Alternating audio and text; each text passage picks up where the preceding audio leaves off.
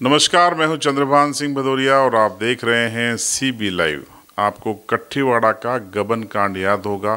बीते साल का करीब 21 करोड़ रुपए की राशि खंड शिक्षा कार्यालय में पदस्थ रहे अधिकारियों एवं कर्मचारियों ने 2018 से लेकर 2024 के बीच में अपने रिश्तेदारों के नाम से तो कहीं अपने परिचितों के नाम से ट्रांसफ़र कर दी, वहां से उठाकर गबन कर दी।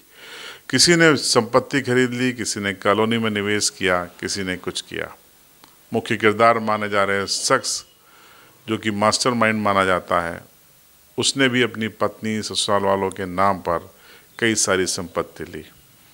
हमने इस पूरे मामले का खुलासा किया था और शुरू से आपको बताया कि पुलिस प्रशासन का इस पूरे मामले में ढुलमुल रवैया है। पहले एफआईआर लेट होती है। एफआईआर में PC act, prevention and corruption act यानी भ्रष्टाचार निवारण अधिनियम की धाराएं नहीं लगाई जाती है। सीबी लाइव की एक खबर आती है, उसके बाद पुलिस वो पीसी एक्ट लगाती है। पीसी एक्ट लगाए जाने के बाद गिरफ्तारी को लेकर पुलिस गंभीर नहीं थी। लगातार सीबी लाइव ने खबरें की, फिर पुलिस गिरफ्तार करके लेके आई। गिरफ्तारी हुई, जमानत हो गई। उस कानूनी प्रक्रिया पे हम नहीं जाएंगे, लेकिन कई सवाल अभी भी खड़े थे। 21 करोड़ का गबन हुआ है साहब।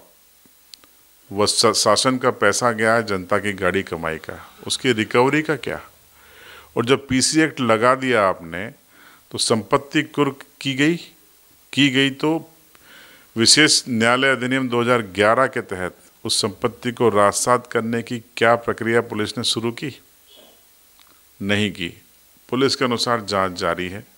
एक चालान पेश कर दिया है, पूरक चालान बाकी है। जो मास्टरमाइंड माने जा रहा शख्स है, उसकी पत्नी और पत्नी के खाते में 80 लाख से ज़्यादा की राशि गई। साले, ससुर सबके नाम पे खाते में गई। इक्का दुक्का दूर के रिश्तेदारों को आरोपी बनाकर पुलिस जांच के नाम से पत्नी को बचा गई, अन्य रिश्तेदारों को बचा गई।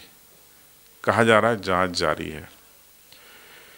जो चीज़ डॉक्यूमेंट में है उसके लिए क्या पुलिस को जेसीबी और पॉकलैंड की ज़रूरत लगती है? नहीं, नीयत की ज़रूरत लगती है, जो अलीराजपुर पुलिस की दिखाई नहीं देती। क्यों नहीं दिखाई दे रही है? क्यों आरोपी नहीं बनाया जा रहा है? आप समझ गए होंगे, मैं बोलूँगा नहीं। समझ गए? समझ गए तो कमेंट बॉक्स आपके लिए लिखिए। क्यों सद्भावनाएं बताई जा रही है, इसका मतलब आप समझ सकते हैं। खैर, हम इसकी शिकायत डीजीपी एमपी से करने जा रहे हैं विधिवत दस्तावेजों के साथ। अब आपको इस वीडियो में नई चीज़ देखने को मिलेगी। 2018 से लेकर 2024 तक का तो 21 करोड़ का घोटाला था, लेकिन 1 नवंबर 2023 को आयुक्त कोष एवं लेखा से एक चिट्ठी जारी होती है। कहा जाता है कि साहब 133 खाते हैं, इनको भी होल्ड कीजिए, और ये 2011 से लेकर 2018 तक के बीच के हैं। इसका मतलब पिक्चर अभी बाकी है, घोटाला भी बाकी है। ये 21 करोड़ नहीं, मामला और लंबा जाएगा। अब पहले आप समझ लीजिए, छोटा सा स्क्रीन पे देखिए। 2018 से 24 के बीच की तो एफआईआर हो गई, ठीक है।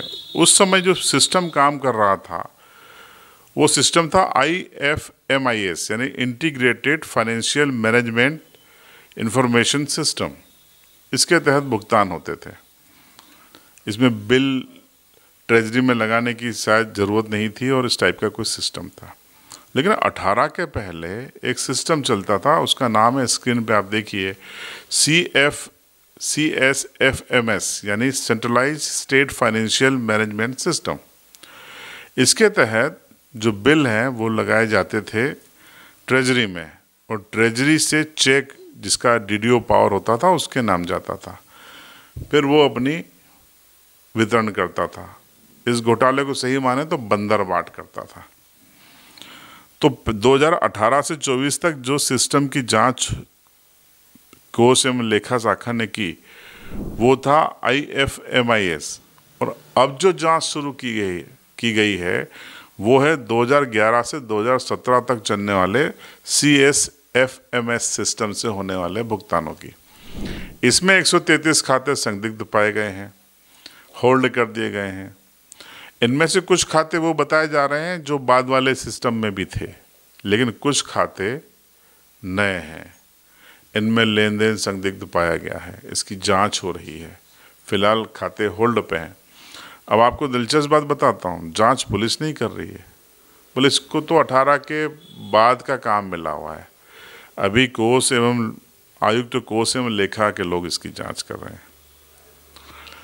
तो सवाल ये है कि ये कितना बड़ा स्कैम है, कितनी परतें इसकी खुलेंगी। 2011 से लेके 17 के बीच का ये स्कैम माना जा रहा है।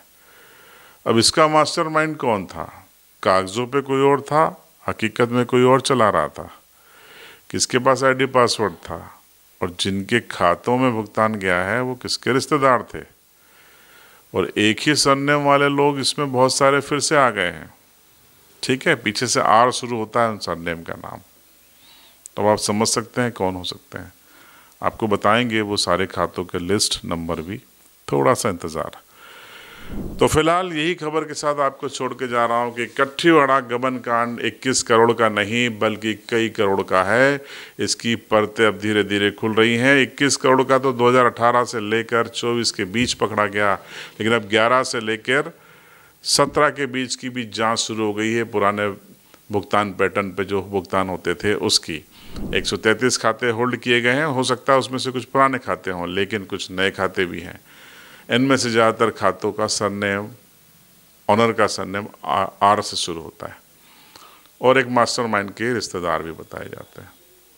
अब ये मास्टरमाइंड कौन था और कौन रिश्तेदार थे, उनकी लिस्ट भी हम आपको बताएंगे। इंतज़ार कीजिए अगले वीडियो का, और बताएंगे आपको इस पूरे मामले में जनजातीय कार्य विभाग के सहायक आयुक्त संजय परवाल का एक एक्सक्लूसिव इंटरव्यू कल शाम 7 बजे।